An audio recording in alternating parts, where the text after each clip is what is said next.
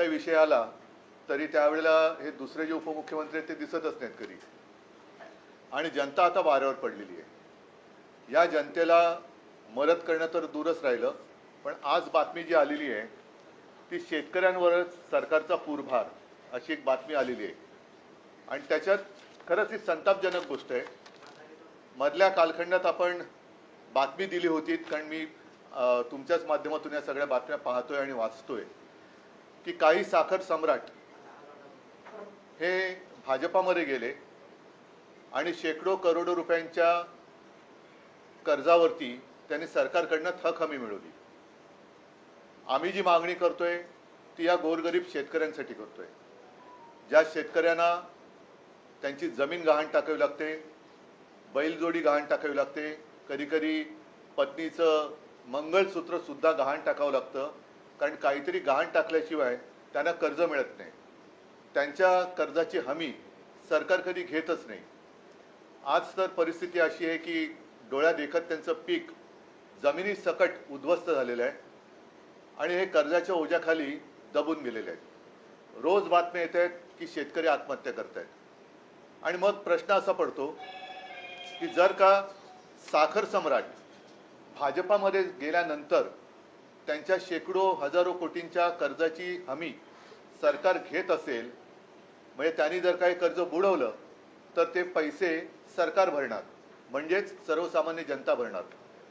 तर ह्या साऱ्या शेतकऱ्यांनी सुद्धा भारतीय जनता पक्षामध्ये येण्याची वाट भाजप प्रणित सरकार बघतंय का, की सगळे शेतकरी भाजपात आले तर मग आम्ही तुमचं कर्ज माफ करू?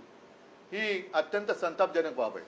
आणि त्याच्यात भरीस भर म्हणून या कारखानदारांना थक हमी मिळते, पण आता सरकारचा पूरभार, ज्याला पूरभार हा शब्द व्यवस्थित वापरलेला आहे, बाधितांना मदत करण्यास ऊसासाठी प्रति टन 15 रुपये कपात.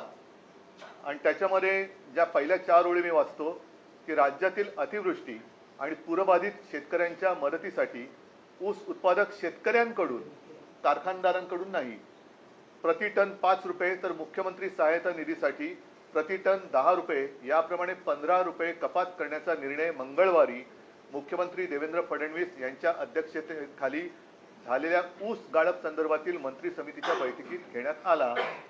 आता याला साखर संघाने विरोध केलेला आहे, पण साखर संघाने अतिवृष्टी आणि पुराचा ऊस उत्पादक शेतकऱ्यांनाही फटका बसला आहे, अशा वेळी कपातीमध्ये 3 पट वाढ केल्यामुळे शेतकऱ्यांचे मोठे नुकसान होईल असे सांगत या निर्णयास विरोध करण्याचा प्रयत्न केला. पण ही कपात शेतकऱ्यांसाठीच आहे, म्हणजे खड्ड्यात गेलेले शेतकरी त्याला आणखीन खड्ड्यात घातलं तर त्याच्यात गैर काय, अशी या सरकारची धारणा झालेली आहे. आता तुम्हाला कल्पना आहे की मी तिथे गेल्यानंतर शेतकऱ्यांशी बोललो. काही शेतकरी असे उद्विग्न झाले होते की आम्हाला आता आत्महत्येशिवाय दुसरा मार्ग नाही. त्यांना मी शांत करण्याचा प्रयत्न केला.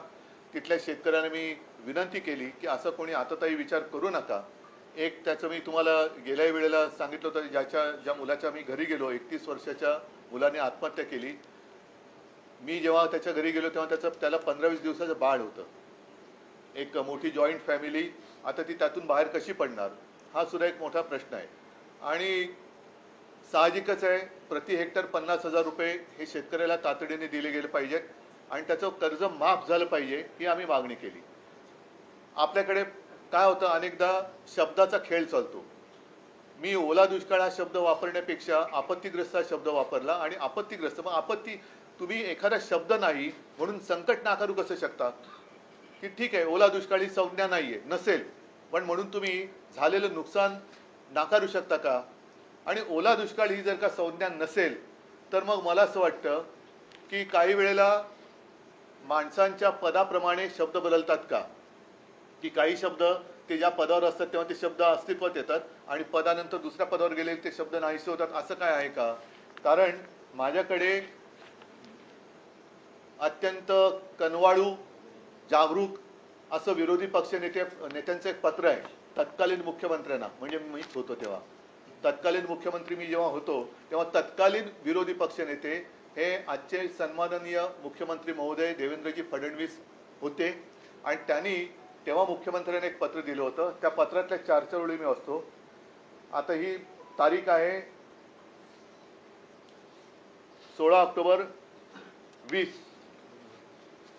आणि परतीच्या पावसाने मराठवाडा, पश्चिम महाराष्ट्र आणि विदर्भातील अनेक जिल्ह्यांमध्ये झालेल्या प्रचंड नुकसानीबाबत आता तरी केवळ घोषणा न करता तातडीने थेट मदत देण्याबाबत. आणि त्याच्यात त्यांनी म्हटले की परतीच्या पावसाने मराठवाडा आणि विदर्भातील अनेक जिल्ह्यांमध्ये अक्षरशः हाहाकार माजवला. शेतकऱ्यांचे अतोनात नुकसान झाले आहे. मदतीसाठी तो अर्जव करत आहे. विविध वाहिन्यांवर शेतकऱ्यांचे अश्रू आणि व्यथा पाहून अतिशय वेदना होतात. या वेदना फक्त विरोधी पक्षाला नेत्याला होतात, मुख्यमंत्र्यांना होत नाही. मला झाल्या होत्या म्हणून मी तेव्हा कर्जमाफी केली होती. पण राज्य सरकारला अजूनही पाझर फुटायचे नाव नाही. पंचनाम्याचे आदेश दिलेत, या पलीकडे काहीही शब्द सरकारकडून दिला जात नाही. प्रत्यक्षात पंचनामेही होत नाहीत आणि शेतकऱ्यांना मदत तर मिळतच नाही. अन्नदात्याला पूर्णपणे वाऱ्यावर सोडून दिल्यासारखी अवस्था राज्यात आहे. हे बाकीचं सगळं पत्र आहे. आता त्यातले शेवटच्या ज्या 2-3 ओळी आहेत, 2च, की नुकसानीची व्यापकता आणि सार्वत्रिक झालेले नुकसान पाहता तातडीने ओला दुष्काळ जाहीर करून दुष्काळाच्या निकषाप्रमाणे ही मदत दिली गेली पाहिजे. आपण तातडीने लक्ष घालावे ही विनंती. आपला गिचमीड देवेंद्र फडणवीस. नाही, गिचमीड म्हणजे त्यांची सही आहे तसं मी म्हटलं, मला वाचता नाही आली. नाही, वाचता येतं तो बघा तुम्ही सही. पण अशी हे त्यांनी त्यावेळेला दिलेलं हे पत्र आहे. आता तेव्हा ओला दुष्काळी संज्ञा होती आणि मग तुमचं सरकार आलं होती संज्ञा काढली का? तर हे फालतू शब्दाचे खेळ करू नका. त्यावेळेला सुद्धा आमची नियत काढली गेली, सगळं काढलं गेलं, पण शेतकऱ्याला आज जी मदत पाहिजे ती अजूनही दिली जात नाहीये. मुख्यमंत्रीमध्ये पंतप्रधानांना भेटून आले. पंतप्रधान तिकडे प्रस्तावाची वाट बघतायत आणि मुख्यमंत्री आपला अभ्यास चालू आहे. 2 उपमुख्यमंत्री, 2 हाफ आणि 1 पूल 2 हाफ असे त्यांचा अभ्यास आणि प्रस्ताव बनवणं सुरू आहे. आता हे जे काय थोतांड आहे, केंद्राचं पथक, माझ्या माहितीप्रमाणे, आपल्याकडे माहिती असेल तर मला, मी चुकीचं बोलत असेल तर मला करेक्ट करा, की केंद्राचं पथक अजूनही राज्यात आलेलं नाही. केंद्राचं पथक येणार केव्हा, येणार की नाही येणार, आल्यानंतर त्यांची सगळी पाहणी होणार कधी, मग त्यांचे पंचनामे होणार कधी, म्हणजे हे सगळं या सरकार म्हणजे एकदम निर्दयीपणाने हा कारभार चाललेला आहे. एक तर तातडीने मी पुन्हा त्याचा पुनरुच्चार करतो की शेतकऱ्याचं कर्ज माफ झालं पाहिजे. तुम्ही त्याला ओला दुष्काळ म्हणा, नाही तर तुमच्या आखलीचा दुष्काळ म्हणा, काही म्हणा, पण शेतकरी आज संकटात आहे. शेतकऱ्याला ताबडतोब हेक्टरी 50,000 रुपये मदत झाली पाहिजे. बाकीचे सुद्धा खूप विषय आहेत, कारण घरदारं वाहून गेलेली आहेत. पंतप्रधान आवास योजना हे मी यापूर्वी सुद्धा बोललेलं, तशी ग्रामीण योजना परत एकदा आणा किंवा नव्याने आणा. आणि शेतकऱ्यांची जी ज्याला मी काय म्हणेन, जेमतेम काही घर आहे त्याला घर म्हणणं सुद्धा फार धाडसाचं ठरेल. अशा प्रकारचे निवारे आहेत, खोपटी आहेत आणि ते पाण्यामध्ये वाहून जातात. आता यांचे निकष काय? वाहून गेले, त्या घरात 48 तास पाणी राहिलं पाहिजे. हा कुठला निकष आहे? तर ही जी सगळी तात्पुरत्या स्वरूपातली घरं आहेत, त्यांना नुसती डागडुजी नाही, तर त्यांना पक्क्या स्वरूपाची घरं ही प्रधानमंत्री आवास योजनेतून फुकटात बांधून दिली गेली पाहिजेत. शाळा सुद्धा ताबडतोब सुरू केल्या गेल्या पाहिजेत. आणि पहिली महत्त्वाची गोष्ट, याच्यात सुद्धा माझ्याकडे माहिती आलेली नाही, पण जेव्हा मी मुख्यमंत्री होतो आणि पश्चिम महाराष्ट्रामध्ये अतिवृष्टी झाली होती, मी त्या छावण्यांना सुद्धा भेट दिली होती. नागरिकांचं आम्ही स्थलांतर केलं होतं. त्यांना सुरक्षित ठिकाणी त्यांना निवारे उपलब्ध करून दिले होते. मग काही कॉलेजेस असतील, काही आणखीन कोणाच्या बिल्डिंग होत्या, काही ठिकाणी आम्ही छावण्या उभारल्या होत्या, त्यांना तिकडे आम्ही हलवलं होतं. त्यांच्या आरोग्याची सुद्धा आम्ही एक व्यवस्था केली होती, कारण असा पाऊस झाल्यानंतर रोगराई पसरण्याचा हा धोका असू शकतो.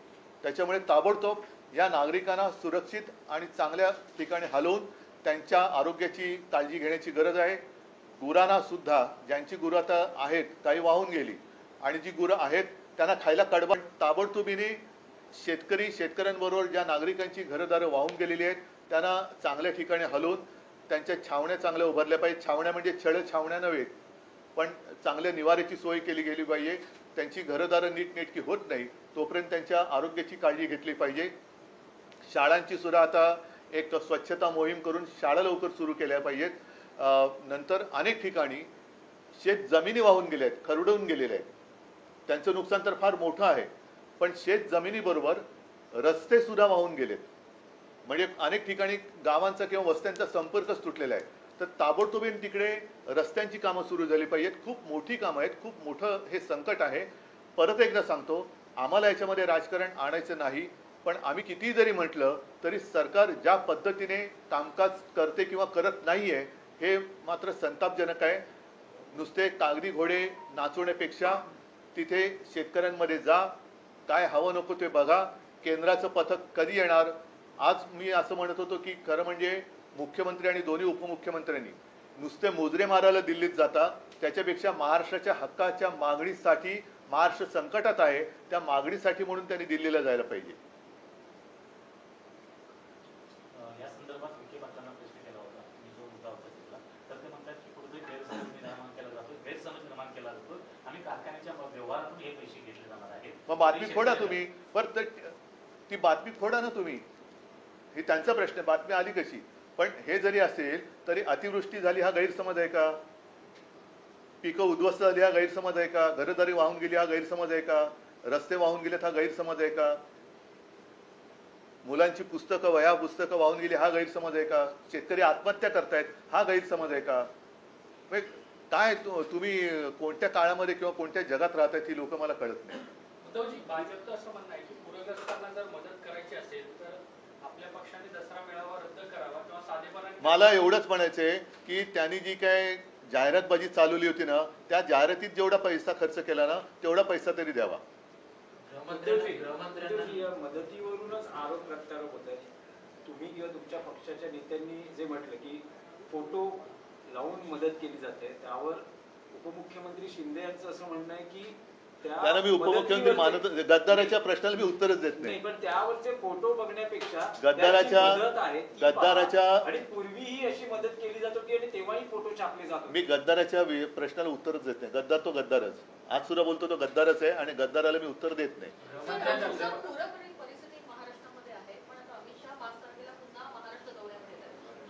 नाही, ते येणार, त्यांचे इथे काय व्यवहार असतील ते करणार, पुन्हा कार्यकर्त्यांनी सांगणार की महापौर भाजपचाच झाला पाहिजे, शेतकरी मेला तरी चालेल आणि परत जाणार.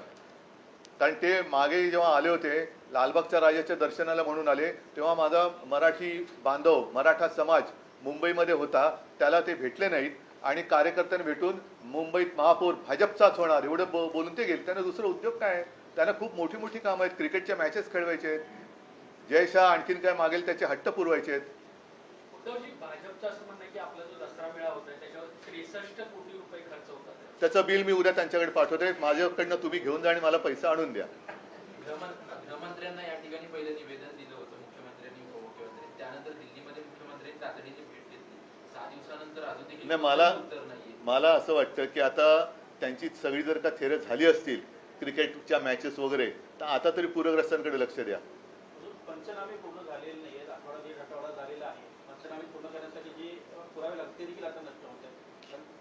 भाजीपाला असेल किंवा पिकं असेल ते पूर्ण नाही. एक तर काय झालेलं आहे, जे निकष विमा कंपन्यांनी सुद्धा जे काही निकष लावलेत ते निकष हे पूर्णच होऊ शकत नाही. त्याच्यामुळे विम्याची रक्कम कधी मिळणारच नाही, अशा पद्धतीने ते निकष ठरवले गेलेत. पंचनामे सुद्धा माझं तेच म्हणणं आहे की पंचनामे अजून पुरे होत नाही. आणि पंचनामे कसले करताय? डोळ्या देखत तुमचे डोळे आहेत ना, डोळ्याच्या खोबणीत काय बसले की नाही, तर ते बघा ना तुम्ही. दिसतंय शेतकरी रडतोय, शेतकरी आत्महत्या करतोय, पिकं पाण्यात सडून गेलेत. म्हणजे मी गेलो तेव्हा आता 1 आठवडा होईल, तेव्हाच तो सगळा वास, पिकं सडल्या त्याचा वास येत होता. आता तर काय हालत झाली असेल. म्हणजे पंचनामे कसले पंचनामे करताय? ताबडतोब तुम्ही बरं, बँकांच्या नोटीस अजून चालूच आहेत. मग जो शेतकरी असतो त्याचं सगळं विल्हेवाट लागलेली आहे, तो पुढची तयारी, आता रब्बीचं पीक ते काढणार कधी, त्याला बी बियाणं कोण उपलब्ध करून देणार, खत कुठून आणणार, तो नांगरणी कशी करणार, त्याच्यासाठी पैसे कुठून आणणार. आधी जे कर्ज काढून आता जर थोडंफार फेडू शकला असता ते सुद्धा पीक गेलं, मग पुढच्या हंगामाची तो तयारी कशी करणार. पूर्णपणे शेतकरी उद्ध्वस्त झालेला आहे. आणि म्हणून आमची जी मागणी आहे की तुम्ही पंचनामे वगैरे थातूरमातूर करू नका, हेक्टरी 50,000 रुपये जाहीर करा आणि ते द्या आणि कर्जमाफी करा जशी आम्ही केली होती. त्याच्याबद्दल सुद्धा मुख्यमंत्री म्हणाले की कर्जमाफीची सुद्धा काही निकष असतात. मी केले होते तेव्हा काय निकष होते? कोणी मागितली होती माझ्याकडे कर्जमुक्ती? कोणीच नव्हती मागितली, पण मी माझं कर्तव्य म्हणून केलं होतं. मी त्याच्यावरती सुद्धा सांगितलं ना, PM केअर फंडातून आणा पैसा, PM केअर फंडातून पैसा आणा. मी दिले, मार्ग पण दाखवलेत, असं नाही की नुसती टीका करतोय. बिहारमध्ये महिलांना 10,000 रुपये दिले जातात, तिकडे निवडणूक आहेत आणि बिहारने प्रस्ताव दिला होता का? निवडणूक आहे. बिहारमध्ये प्रस्ताव दिला होता का पंतप्रधानांकडे की महिलांना 10,000 रुपये प्रत्येकी द्या म्हणून प्रस्ताव दिला होता? कसे दिले पंतप्रधानांनी? म्हणूनच माझं म्हणणं आहे की ही सगळी थेरं बंद करा. महाराष्ट्र घोडा भाबडा म्हणून तुम्ही त्याच्यावर वेडावाकडा अन्याय करू नका. ठीक आहे. आणखी लाडकी बहीण योजनेला रोज नवीन अटी लावत आहे. बघा, आता तुम्ही विषय काढलाच आहात तर माझं आणखीन मत आहे की जसं निवडणुकीच्या वेळेला 2-3 महिन्याचे हप्ते लाडक्या बहिणीचे तुम्ही दिले होते तसे पुढच्या 6 महिन्याचे हप्ते लाडक्या बहिणींना आत्ता द्या. ठीक आहे. पाकिस्तान सामन्यांना प्रत्येक सामन्याला तुम्ही विरोधाची भूमिका घेतली, पण अंतिम सामन्यामध्ये पाकिस्तानचा भारताने पराभव केला आणि त्यानंतर आशिया चषक पाकिस्तानच्या हस्ते स्वीकारायला नकार दिला. भारतीय संघाच्या या कृतीकडे तुम्ही भूमिका म्हणून काय व्यक्त करा?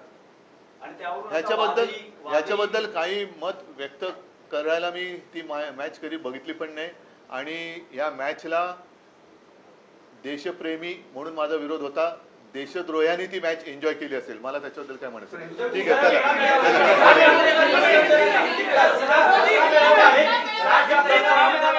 ठीक आहे, एक मिनिट बोलतो. 50,000 रुपये पर हेक्टर आणि शेतकऱ्याची कर्जमाफी. धन्यवाद.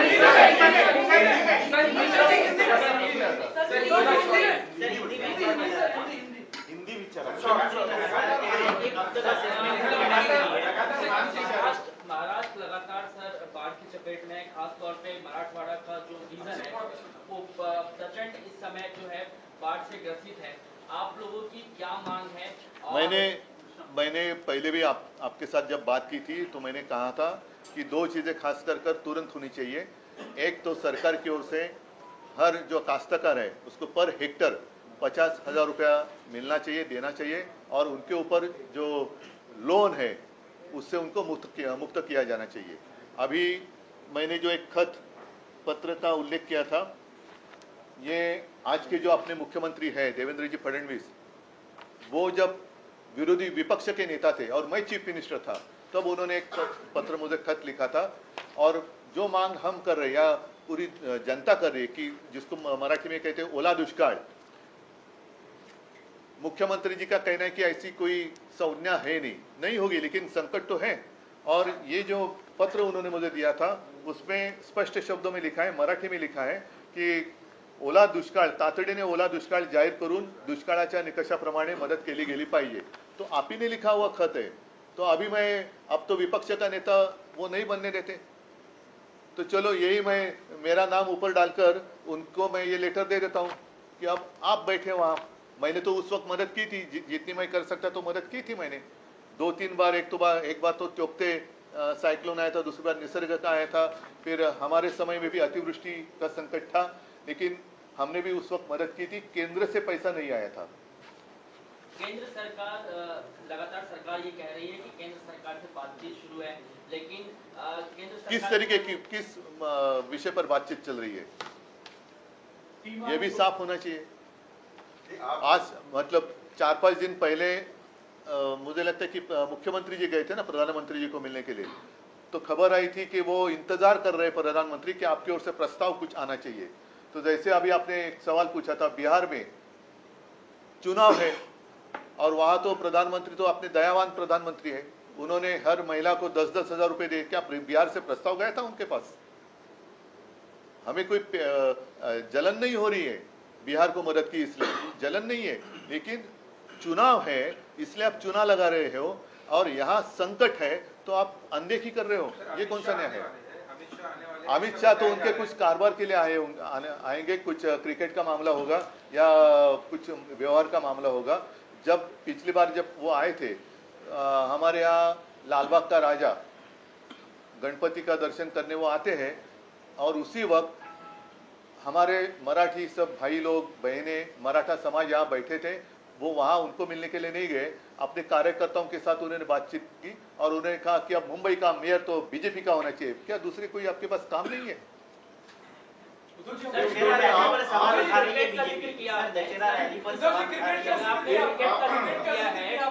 अभी थोड़ी बातें कल करूंगा. चलो आप 2.5 साल मुख्यमंत्री थे, ये बताइए कि केंद्र सरकार की विशेष पैकेज के लिए जो नियम लगते हैं उसमें अभी की आपत्ति बैठ सकती है कि एक मुख्यमंत्री आज इसमें स्पेशल नहीं, सुनिए, से मांग सकता है कि केंद्र दे सुनिए, पैकेज की अगर बात करें और उसके ऊपर कुछ क्या कहते हैं उसको निकष, तो बिहार की जनता या महिलाओं के लिए प्रधानमंत्री जी ने 10-10 हजार रुपए दिए, वो क्या था, क्या है, वो कहाँ किस में बैठता है, किस में बैठता है? तो बिहार को आप मदद कर रहे हैं, इसमें हमें कोई पेट दर्द नहीं हो रहा है, जलन नहीं हो रही है, तो लेकिन महाराष्ट्र में संकट है, महाराष्ट्र में आज संकट में है और बिहार में चुनाव है, इसलिए आप बिहार की ओर देख रहे हैं और महाराष्ट्र की ओर अनदेखी कर रही है, ये अन्याय है, सरासर अन्याय। आप रैली कर रहे